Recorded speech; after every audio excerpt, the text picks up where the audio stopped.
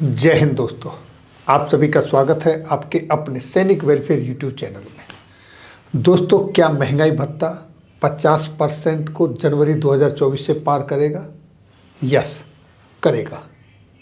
क्या है इसका सबूत, कैसे करेगा, मैं ये आपको बताऊंगा। और दूसरा, मैं आपको ये भी बताऊंगा कि वो कौन कौन से 10 अलाउंसेस हैं जो 50% महंगाई भत्ता पार होने के बाद आपको मिलेंगे। ये सारी चीज़ आपको बताऊंगा एक एक पॉइंट, एक एक ऑथोरिटी के साथ। तो सबसे पहले देखिए कि डीए 50% के पार कैसे करेगा, क्यों करेगा, इसका क्या है एविडेंस, वो देखिए।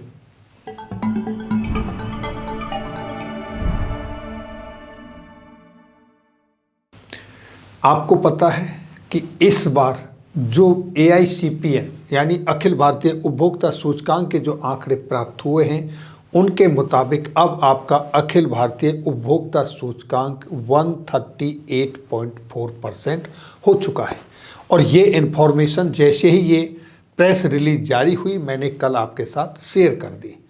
अब देखो, डीए कैलकुलेटर में 138.4 के बाद अगर यहाँ से आगे आपका महंगाई भत्ता किस तरीके से कैलकुलेट होगा, वो आप यहाँ देखें।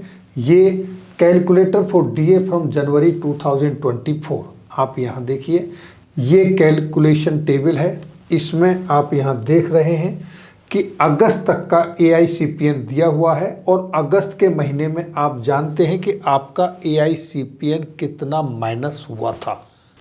वहाँ आपका AICPN जो माइनस हुआ था, उसके बाद आपका AICPN बचा था 137.5, और उसके हिसाब से भी आपका महंगाई भत्ता बढ़ रहा था। लेकिन अब देखिए, जब अक्टूबर के महीने में जो अभी आपको कल AICPN के आंकड़े प्राप्त हुए हैं, उसके मुताबिक आपका महंगाई भत्ता हो गया 138.4। तो इस तरीके से आपका महंगाई भत्ता जो इस वक्त मौजूदा हालत है उसमें 49.09% बढ़ा है। अब दोस्तों देखिए, ये मान लिया जाए कि आपका अखिल भारतीय सूचकांक नवंबर के महीने में बिल्कुल भी नहीं बढ़ रहा है, जैसा है ऐसा ही रहता है, तो आपका महंगाई भत्ता कितना बनता है? 138.4 जब नवंबर के महीने में आया तो ये महंगाई भत्ता आपका बढ़ के हो जाता है 49.63%, जबकि आपका AICPN एज इट इज़ रहता है, बढ़ता नहीं है उस हालात में। अब देखिए दोस्तों, आपके अखिल भारतीय उपभोक्ता सूचकांक के आंकड़े दिसंबर महीने के लिए भी बिल्कुल नहीं बढ़ते, जीरो रहता है। हालांकि ऐसा होगा नहीं, आप भी जानते हैं महंगाई किस तरीके से बढ़ी हुई है। फिर भी तो आप देखें 138.4, तो आपका महंगाई भत्ता हो जाता है 50.10, यानी कि फिर भी आपका महंगाई भत्ता 50 को पार कर जाता है। जैसा कि मैंने आपको बताया कि 138.4 नवंबर और दिसंबर दोनों महीने में आपका AICPN बिल्कुल भी नहीं बढ़ता है, उस हालात में भी ये होता है। तो ऐसी स्थिति में दोस्तों, ये कह पाना बिल्कुल भी असंभव होगा कि महंगाई भत्ता आपका जनवरी 2024 से 50% से कम रहने वाला है। ये तो संभव लगता नहीं। लेकिन जब तक चीज़ें ब्लैक एंड वाइट में आपके पास नहीं आ जाती, 100% कुछ कहा नहीं जा सकता। लेकिन ये सच है कि जब दोनों महीनों में नहीं भी बढ़ेगा तो यहाँ पहुँच रहा है, अगर कुछ बढ़ेगा तो भी यहीं रहेगा, क्योंकि जब तक 51 नहीं हो जाता तब तक आपको आगे का नहीं मिलेगा। अगर ये 50.9 भी रहता है तो भी आपको 50% ही मिलेगा, क्योंकि डीए महंगाई भत्ते में आपको राउंड ऑफ करके नहीं दिया जाता। अब वो कौन कौन से 10 अलाउंसेस हैं जो आपको 50% महंगाई भत्ता होने के बाद मिलेंगे, एक नज़र अब उन पर डालते हैं। तो वो देखिए आपके सामने, जैसा कि आप यहाँ पढ़ पा रहे हैं, what happened when DA reaches 50%, how 50% DA impact your allowances now.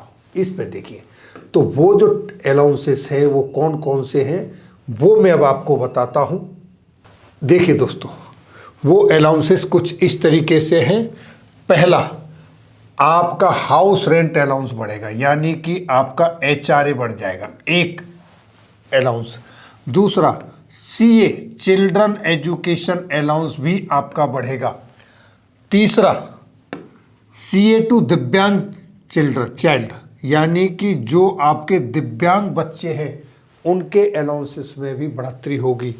उसके बाद नेक्स्ट, आपके जो बच्चों को हॉस्टल सब्सिडी दी जाती है उसके अंदर बढ़ोतरी होगी, यानी कि आपकी हॉस्टल सब्सिडी भी बढ़ेगी।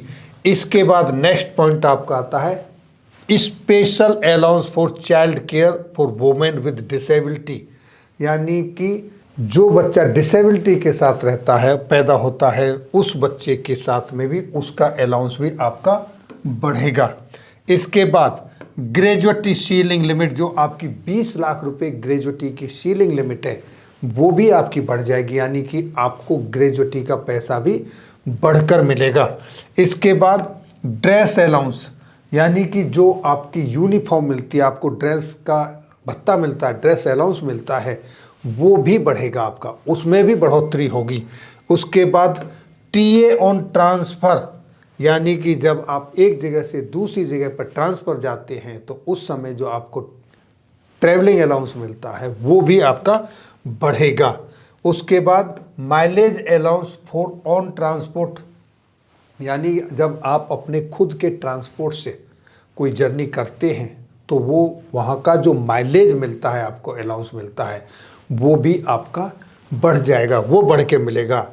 और दूसरा डेली अलाउंस, ये भी। तो इस तरीके से 1 2 3 4 5 6 7 8 9 10, ये 10 अलाउंसेस आपके बढ़कर मिलेंगे। अब आप जानते हैं 7वां वेतन आयोग आपका 1 जनवरी 2016 में इम्प्लीमेंट हुआ था, लेकिन उसकी जो डिक्लेरेशन है, उसके जो लेटर्स हैं, वो सारे के सारे 2017 या उसके बाद ही आपके लिए लागू हुए थे।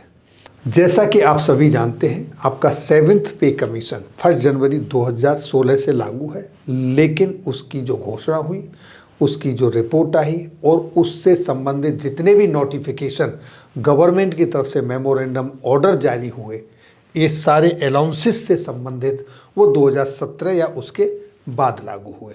तो इनसे रिलेटेड जितने भी लेटर्स हैं, कितना वृद्धि होगा किस अलाउंसेस में, वो सारे अलग अलग लेटर निकले हुए हैं। कुछ रिकमेंडेशन 7th CPC की तरफ से आई हैं, लेकिन उन रिकमेंडेशनों के बाद भी जब तक गवर्नमेंट अपनी तरफ से लेटर नहीं निकालती, आपके नोटिफाइड नहीं करती किसी चीज़ को, तब तक वो इम्प्लीमेंट नहीं होता, वो ऑथोरिटी नहीं होती है।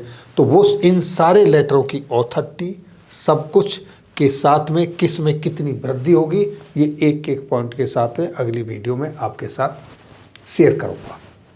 लेकिन अभी सिर्फ ये है कि लेटेस्ट ये 10 अलाउंसेस आपके बढ़ने वाले हैं 50% महंगाई भत्ता होने पर, और 50% महंगाई भत्ता जैसा कि मैंने अभी आपको कैलकुलेट करके दिखाया, अगर नवंबर और दिसंबर के महीने में भी किसी तरीके के आपके सूचकांक में कोई वृद्धि नहीं होती तो भी आपका 50 को पार करने वाला है। तो ये एक बड़ी ही अच्छी खबर है। जितने भी केंद्रीय कर्मचारी हैं, जवान हैं, अर्धसैनिक बलों के हैं, पोस्टल डिपार्टमेंट के हैं, पेंशनर हैं, उन सभी के लिए उम्मीद है कि आने वाले जनवरी के महीने से आपको एक अच्छी हाइक मिलेगी, DA में बढ़ोतरी होगी और साथ साथ इन अलाउंसेस को मिलाएंगे तो काफ़ी कुछ मिलने वाला है। ये थी जानकारी आज की इस वीडियो में। फिर मिलेंगे आपके वेलफेयर से जुड़ी हुई किसी अन्य जानकारी के साथ अगली वीडियो में। तब तक के लिए जय हिंद, जय भारत।